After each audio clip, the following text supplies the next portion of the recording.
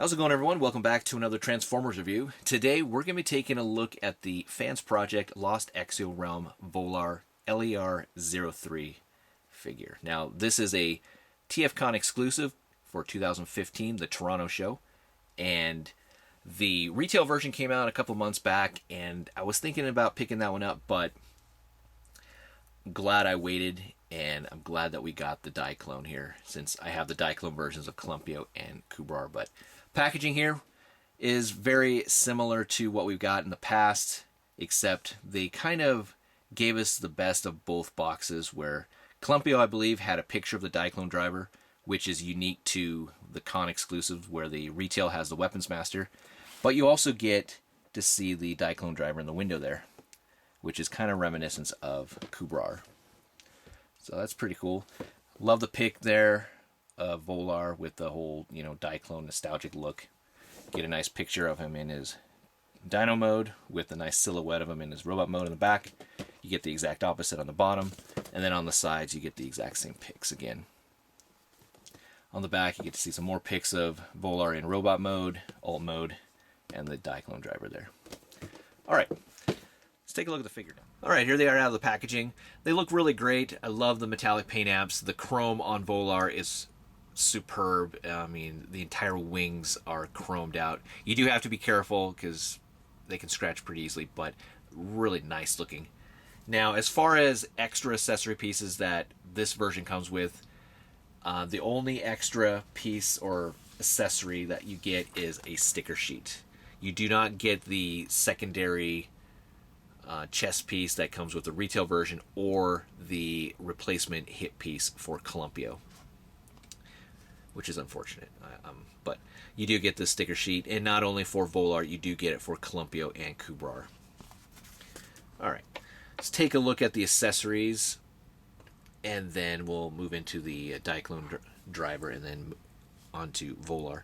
Now, the missile launchers here are the exact same that you get with the retail version.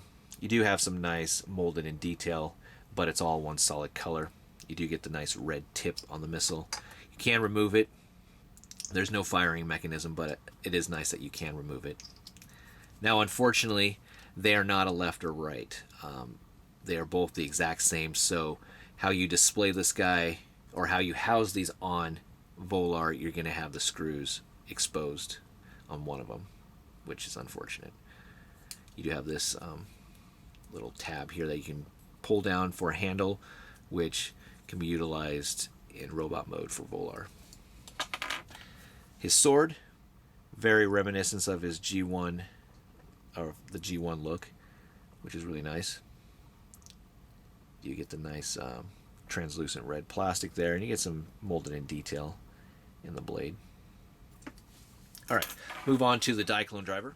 Now looking at the Diaclone driver, really nice looking. Now again, it's the exact same mold that was used for the Clumpio release, just different colored obviously. You do have some really nice paint apps with this nice metallic kind of, I guess, aquamarine or greenish blue color and such. Not going to go over the articulation because it's exactly the same as the other ones that I've reviewed already. But speaking of the Clumpio version, there it is. So you can kind of see the difference. It does have the magnets still. And then bring in the one that came with Kubrar there. Alright, let's go back to Volar. Alright, back to Volar now. And the Pteranodon Pterodactyl mode, whatever you want to call it, wasn't a huge fan of it at first. I really didn't like the huge, baggy pant look there, but it is growing on me. As far as articulation, got quite a bit in this mode. The wings especially. You have movement at the shoulder joint here, which you can go forward, backwards, and you can hear that nice ratchety joint. You can go up, down. You can also rotate it around 360 degrees if you like. You have a joint right here in the middle, so you can extend it out, tuck it in. Again, you have to kind of be careful because you don't want it to rub too much right there, because you can start scratching the chrome. And then you have a joint at the end where it also serves as a joint for the claw. So you can get a really nice, huge wingspan with Volar here.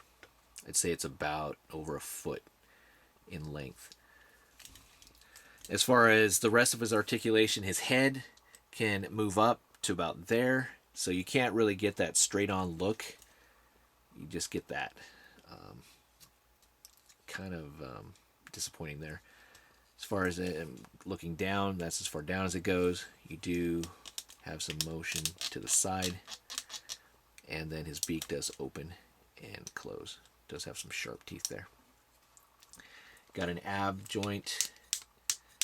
Again, if you look at this guy, you can see the exact, transformation where the robot parts are. So that ab crunch is part of the, going to be the exact same articulation for the robot mode. As far as the legs, you can kind of move them forward a little bit, kind of hindered by that piece. And then you can swing his feet back, so you can kind of give him that flight look. And they are on a ball joint at the foot too, so you can position them the way you want, so you can get them actually in a nice stance, like so. Bringing back his weapons, you can store them underneath the wing like the original G1. And like I was saying before, the way you're going to display it, you're going to see one of the missile launchers is going to showcase the screws. I wish there was actual left and right. Or you can house the missiles on the back of the wings, so it kind of looks like that. Or you can pop the handle down, and as you can see on the back here, unfortunately, you can see his leg or his arms, obviously his hands there, and you can actually house the missiles in his hands, so they're kind of on his back now. Alright, moving on to the Dino Rider mode, or whatever you want to call that mode. This is where I really wish Fansproject would have gone that extra mile or thought about it a little bit better. As far as the instruction manual is concerned, as far as just what you get for this mode, that's what it is right there. And as you can see, it actually is utilizing a stand, but that's all it is. It doesn't tell you how or anything like that. And as you look on the back here, there really isn't, unless I'm doing something wrong, there really isn't any spot for him to sit. Much like Columpio Kubar, where there's a piece on the back that you can kind of, turn around or open up, and there's a little spot for him to sit down. Here you don't have that. Yeah, the tail there is on a swinging hinge, so there's some articulation there. But the other thing that would have been nice is these silver bits, really nice paint apps, but if they would have put some die cast right there so you could actually utilize the metal, or not the metal, but the magnets in the Diaclone driver, so he actually could latch on.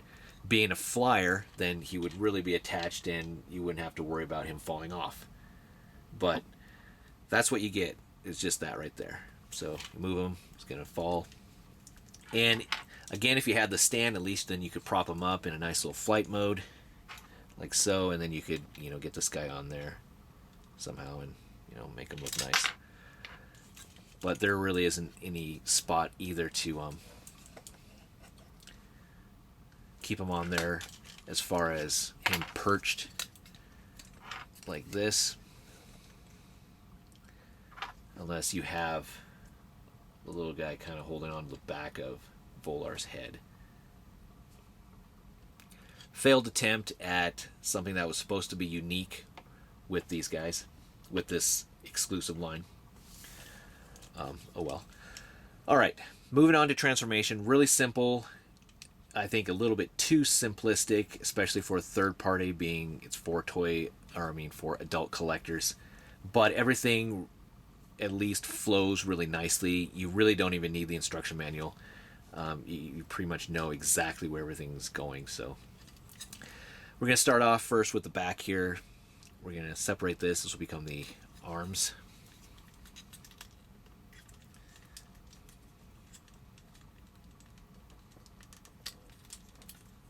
There we go. And as you can see, they just tab into each other there, and then they tab into the back right there. Get those out of the way. And then you're going to rotate this piece around, like so.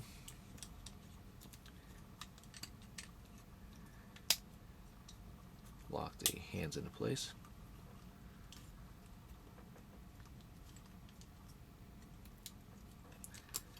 Rotate the wings around.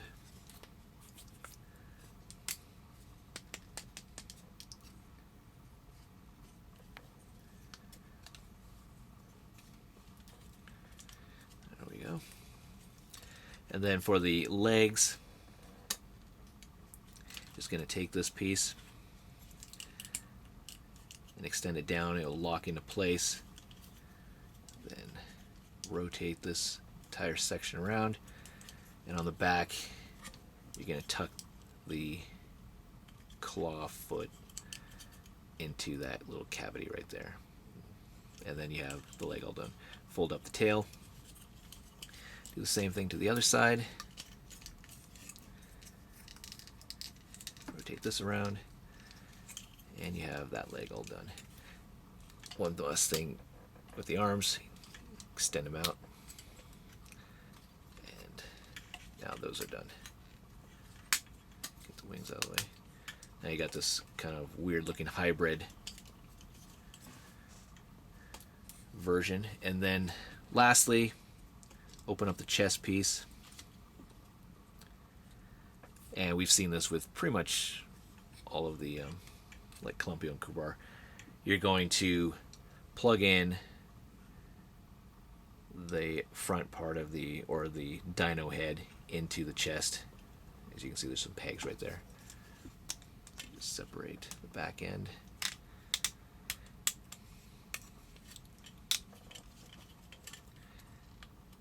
And the chest piece, when you push it apart, it kind of starts lifting up. That's the way it's supposed to go. It's, again, like I stated, it pretty much flows really nicely. And then this can kind of be a pain just because of the chrome.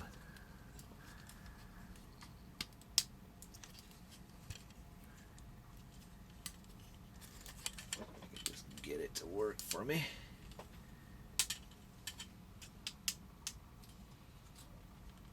There we go. And then just push it together, locks into place. And we have him transformed. Really nice looking head sculpt.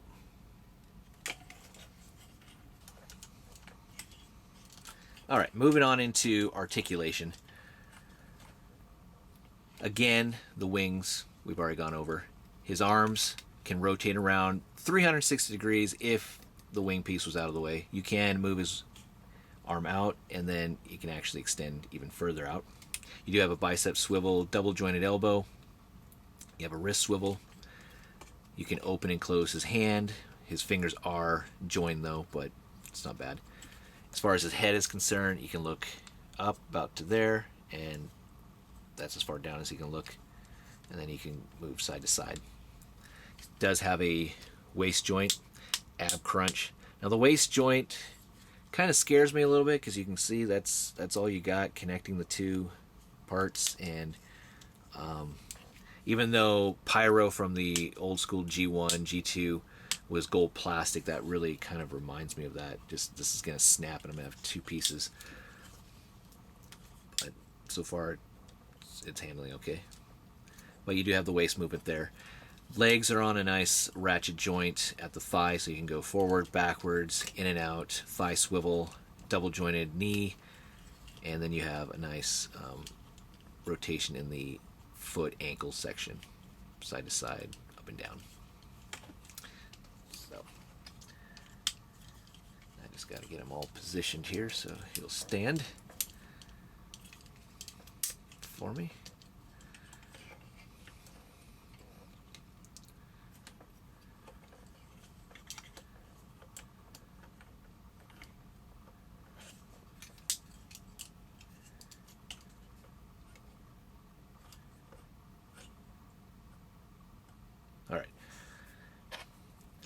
give him his weapons now.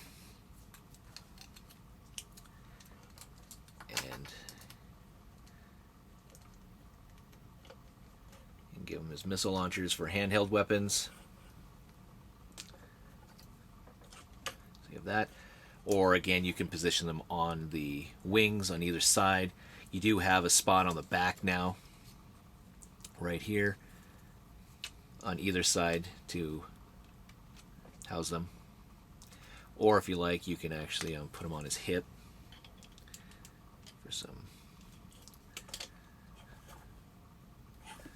for a missile launcher hip weapon. So you do have some options there, which is nice. The sword looks really nice.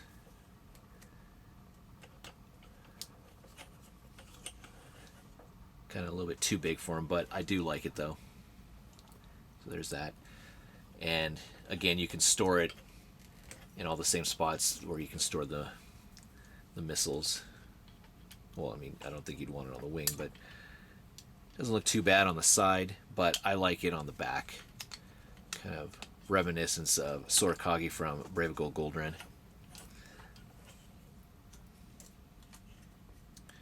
And such. Alright.